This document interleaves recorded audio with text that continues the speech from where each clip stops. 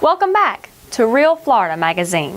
Welcome back here today on the beautiful campus of Florida Panhandle Technical College. We've got a treat today. We've got Pat Dickson, who's currently the president of Friends of the Library here in Washington County.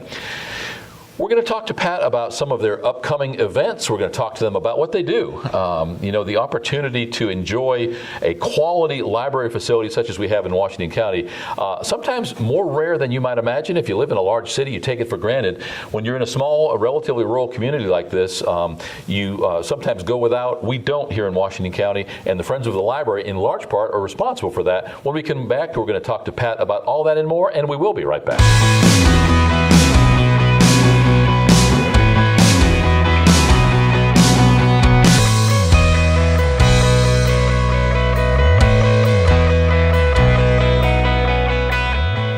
Welcome back. As mentioned, our guest today is Pat Dickson, president of Friends of the Library. Thanks for coming on. Well, you're welcome. It's my pleasure. I know I caught you at the last minute. We had some cancellations today. I knew you guys had some things coming up. I wanted to talk to you about those anyway. I shot you an email and you said, absolutely, I'll be there. So I appreciate you doing that. Yes, that's my pleasure. I'm always about getting the information out to the community about the good things we do. Oh, absolutely. Friends of the Library. Let's start off with the nuts and bolts. Tell me, what is Friends of the Library? Friends of the Library was established back in the 1980s when we did not have the lovely facility we have now, and a group of concerned citizens got together, formed the group. I think Mrs. Aldine Adams was one of the main organizers of that, and they solicited contributions from various members of the community, and also put just a little bit of pressure on the county commissioners to go forward with the project of building the beautiful building that the library is now housed in. So we owe a lot to Mrs. Adams, as well as Ms. Marge Sangree and a couple more that just really got it off the ground. Yeah, you mentioned the library. I mean, it's a gorgeous building. Yes, it is. It's too small. Yes. And that's a good problem to have when you build a facility. And at the time it was built, probably people said, why do you need such a large building? Yes, we were in that little tiny white building by the old city hall, and then under the old water tanks. So, yes, well, this facility is a mansion compared to those places. Yeah, and let's go back to that little white building. For those who don't know, it's the right next door to what now is the Tourist Development Council and the Chamber of Commerce. It looks like somebody's little storage shed. Like a little playhouse. Yeah, a playhouse. It's a full-blown building. It's got it's built just like a house. It's tiny. Yes, it is. And at one time, that was the library. That was the library. Yes, it was. It's a piece of history, certainly. Yes, we don't want to get rid of the building. I'm glad that somebody has preserved it, and it still stands there. And we, on homecoming weekend in the fall, we have had our book sales there because the parade route goes close by. Yeah, I was going to mention the fact that you do see those sales there.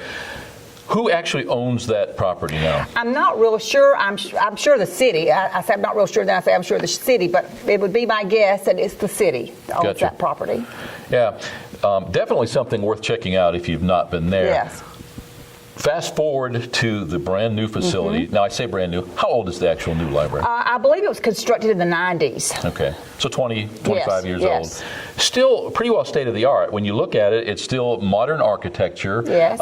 It's withstood that test of time.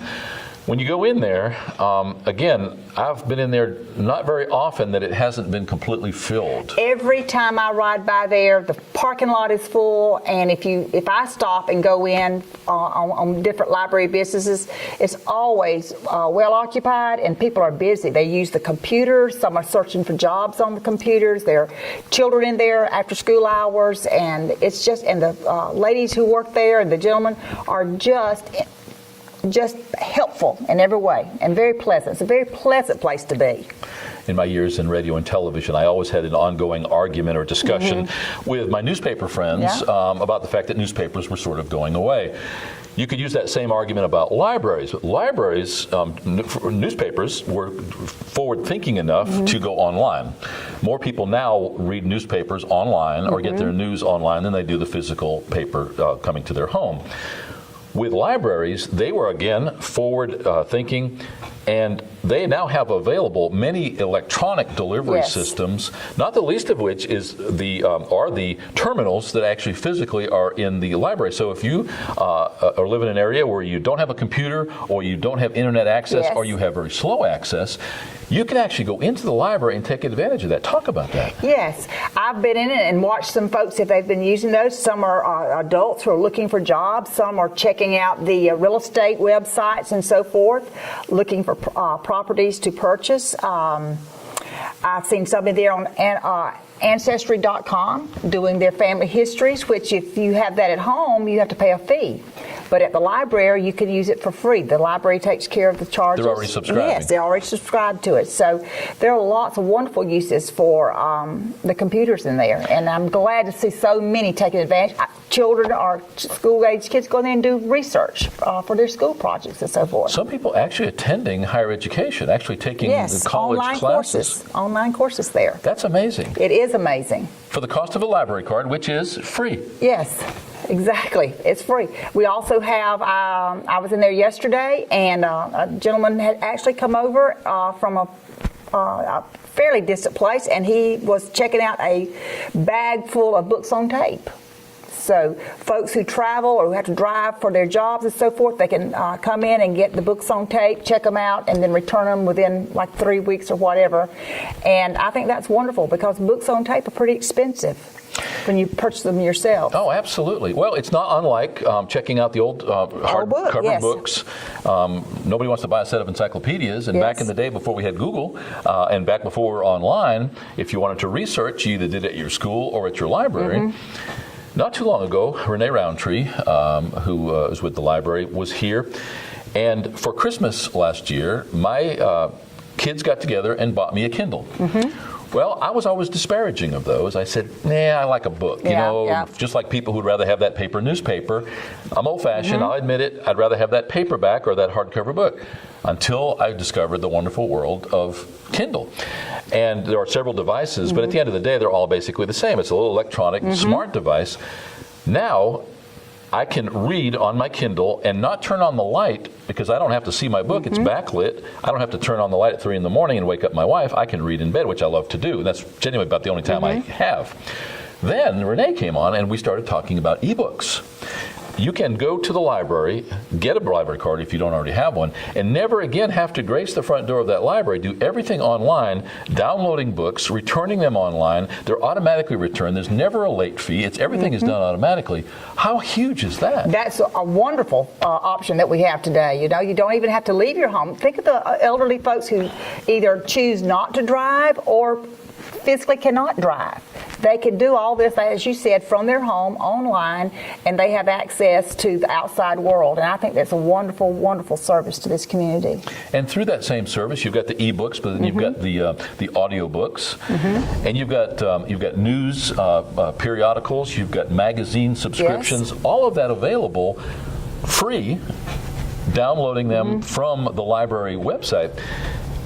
The way I understand it, too, is that our library here actually works as the clearinghouse for a multi-county area. They're part of a partnership. Yes. Renee can give you the details on that, but there is like a consortium where they share materials and share access to different things. Yeah, so where one library maybe couldn't justify buying the entire set of the new Jack Reacher books, they, as a 7 or 10 county area, however large that is, and again, she spoke about that, going in together, they're sharing that pool, and because those products are online, nobody physically has to go anywhere to get them. Right. I'll tell you what, it just made me a believer all over again. Oh, yes, because I remember the days when we had the interlibrary network, and you would go to your local library and request a certain book, and they would actually physically send for it, like from the FSU library at Strozier, and it would come to the library via mail or carrier, and then you went and picked up the book. But now you just do it on your computer. Not long ago, your club was gracious enough to invite me to speak to you at one of your luncheons.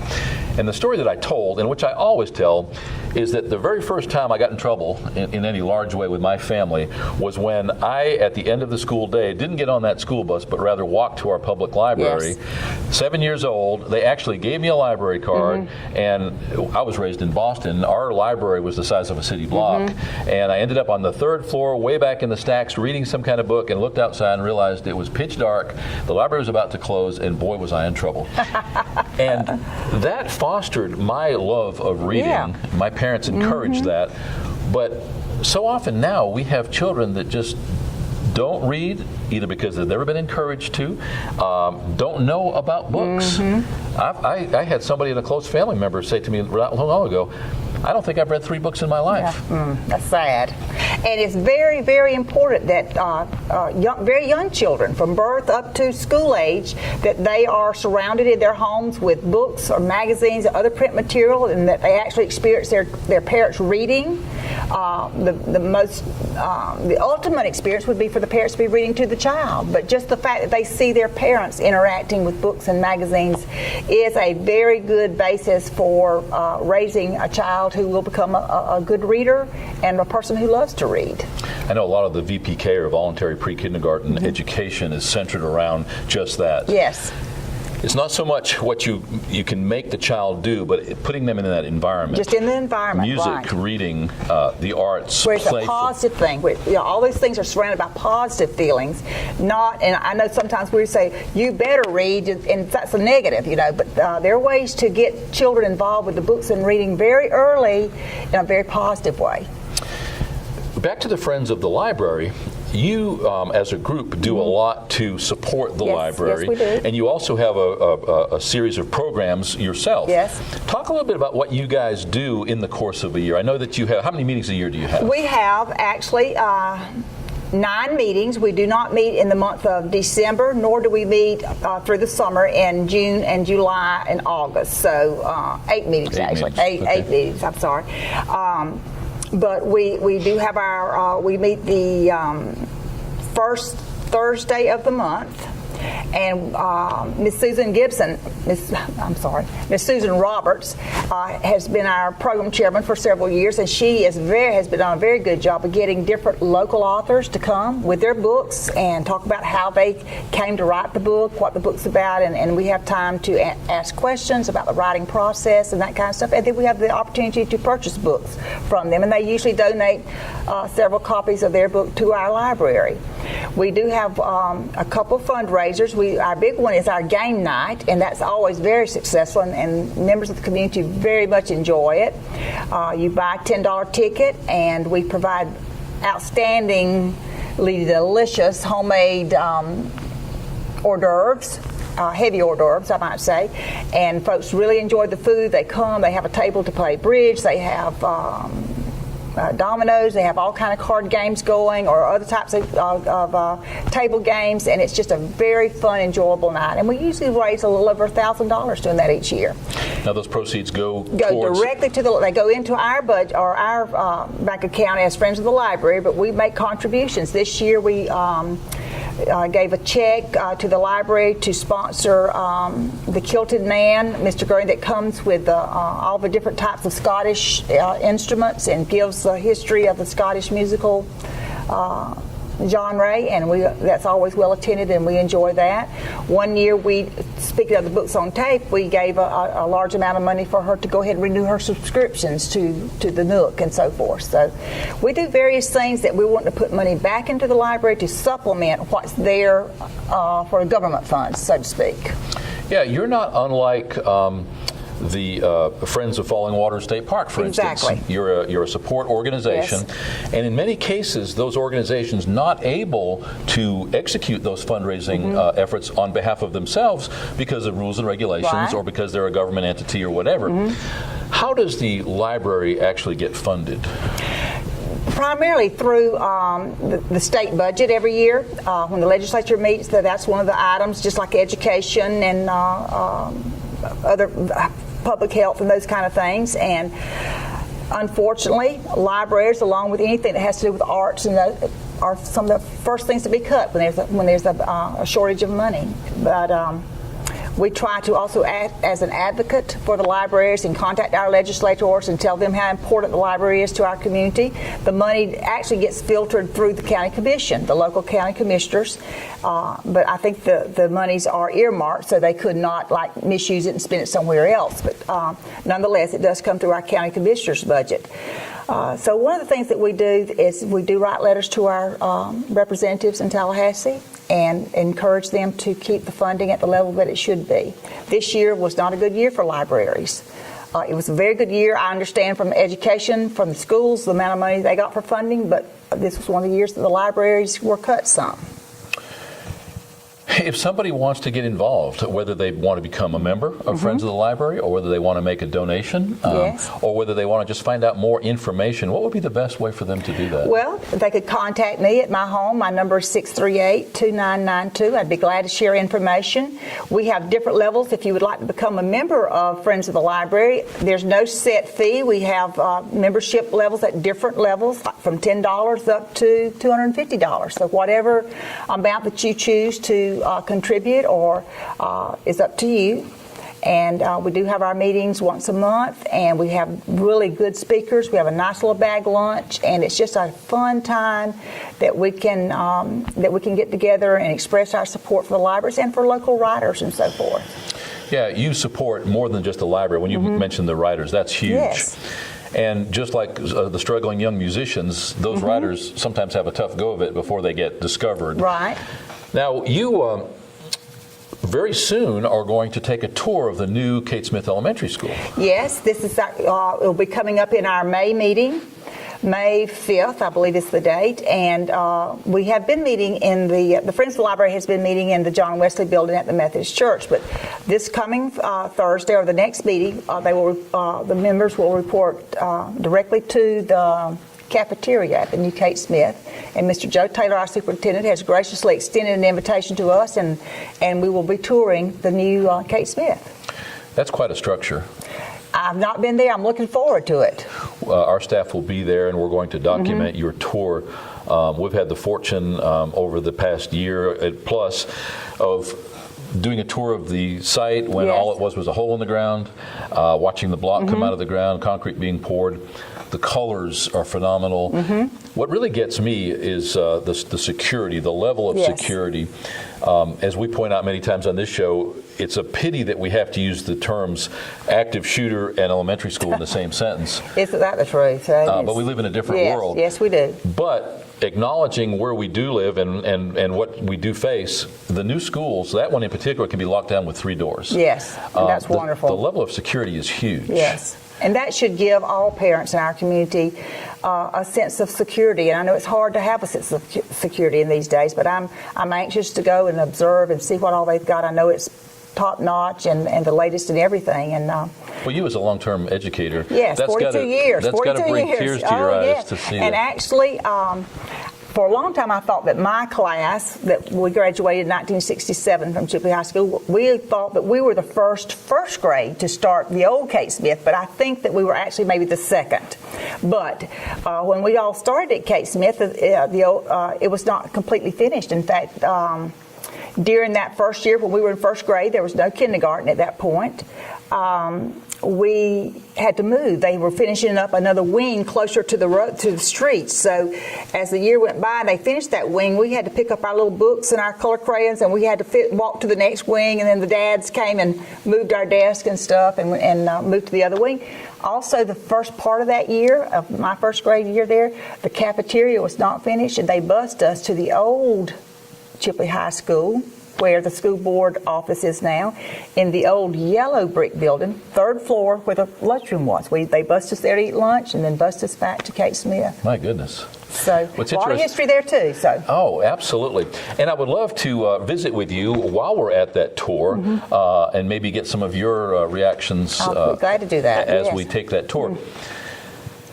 We take what we have for granted, and it's easy to complain. It's easy to say, "Well, is us."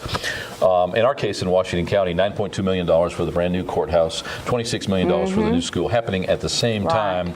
I would dare say that we are getting our share of what the state is spending. Yes, I think we've been very fortunate, and we owe appreciation to our local governmental people who have fought for those funds and gone over and lobbied. I hate to use that term sometime, but really lobbied for our needs, yeah. and I'm proud that we got those things. What kind of projects does the Friends of the Library look towards over the next several years? What are some of your long-term goals? We have Renee has already discussed with us the fact that we are outgrowing or have outgrown our building that we're currently in, and there's some folks are looking at some property next door to that, to expanding. So we certainly will be involved in trying to raise whatever the local effort is for matching funds or whatever, but we're looking forward to working with that as an expansion. Another thing that we keep branding about is we would like to open up a gift shop in the in the library to raise a few extra funds for the folks who work there, but to provide an avenue where folks can, if they're patrons of the library, maybe they can buy T-shirts or other little kind of knickknacks, stationery, those kind of items, and that would also go to support the library. Yeah, so often we complain that we can't raise monies, but sometimes we just don't ask. Yes. And so I'm with you. If I just spent 3 hours at the computer terminal at no cost to me to better myself in some fashion, whether it's looking for a car or taking an online course, and I come out and I realize that I can give you a couple bucks to say thanks. Yes. I think that you would have people participate. And I think most people feel that way, and would be glad to purchase a T-shirt, a box of cards, stationery, whatever, in support of our local library, because people do appreciate it. What condition is that building in now? Is it still in fairly good condition? Yes, I think it is. I think they've done an excellent job of maintaining the building and keeping it nice and orderly and just too available. Small. It's just too small. It's just, like I said, you very seldom go by there that the parking lot's not full and people are actively involved in interacting with the materials that are available. I know the Chipley Kiwanis Club, of which I'm a member here and meets on this campus, as a matter of fact, every Tuesday, participated in the new library.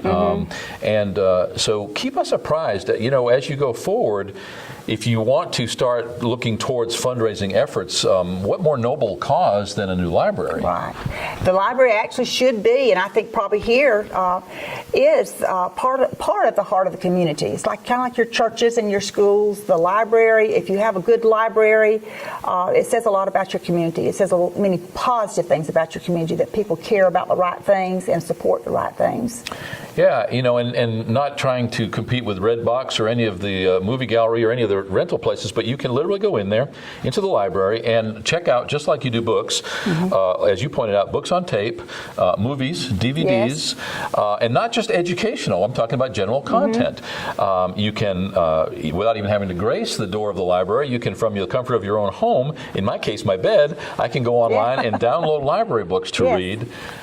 I'll tell you what, you've got a believer in me. I've always appreciated what the library did. Never was really up to speed on what they're now offering. Pretty amazing. Many more services than we people of our age, were used to. We went to the library to read the newspaper, a magazine, or to check out a book. But now look at all the other things that we can do while we're at the library or at our homes. Pat, we've been spending a lot of time talking about what's it right down here at the end of the street on which we are today, which is that main Washington County Library. Gorgeous building, turquoise roof. You can't miss it, right next door to City Hall. Nice sign out front that Friends of the Library helped to purchase. And I'm glad that you said that. Here last weekend we enjoyed Art Canoe at Shivers Park. You, at the library, used that as a marquee to direct people to that event.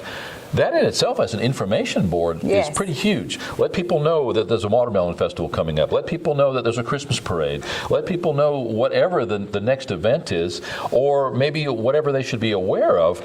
That's a wonderful signboard and informational piece. Yes, and we were very happy to be able to get the funds through our efforts of fundraising and donate that to the library. And it is to be an informational for the whole community. Yeah, but in addition to that main building, you also have multiple branches around the county. Talk about those. Yes, we have a very nice branch in Vernon. And now where's that one? It is on the triangle there. And then we have one in Sunny Hills in the community center. And well, Wausau? Wausau? Yeah, Wausau, Yeah. and I can speak to that Yeah. because Close obviously to we your have a home. we have a Yeah. home in Wausau, right there in the town hall building. In the back, they have a library, and it's staffed irregular hours. So I'm not even going to tell because those change. Right. As you point out, this past year being particularly challenging when it comes to the funding of libraries. So some of these libraries have had to cut back on their hours.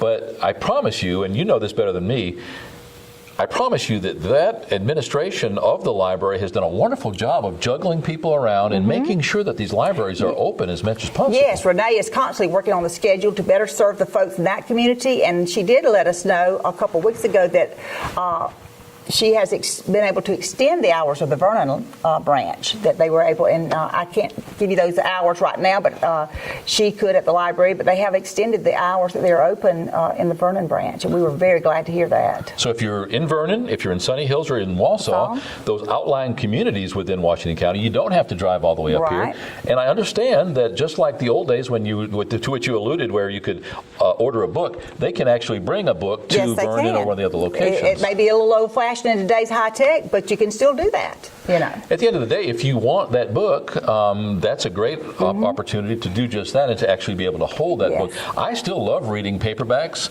I still love some of my nonfiction technical books. It's totally different experience holding that book. And I think that's another reason that it's maybe a little easier to engage the children these days is because it's right there on the computer. Yeah. And they can actually do their reading, whether it's on their smart device or on their computer. And that's where they live. Yes. That's where they spend all of Yes. their time. So maybe instead of playing that game while you're sitting in the living room tonight, that child could actually learn something about Tom Sawyer or some of the old books that you and I read. Exactly right. And I'm so glad that the children are so familiar with those types of electronic devices that it's not a problem for them. You know, it took me a while to learn, but these young children, it's their whole world, so they know a lot about it. So I'm glad that our library allows them to download the books for free. So no matter where in Washington County you are, within just a few miles, you should be able to get close to one of those 3 branches Right. or our main one here in Yep. Chipley. Yes.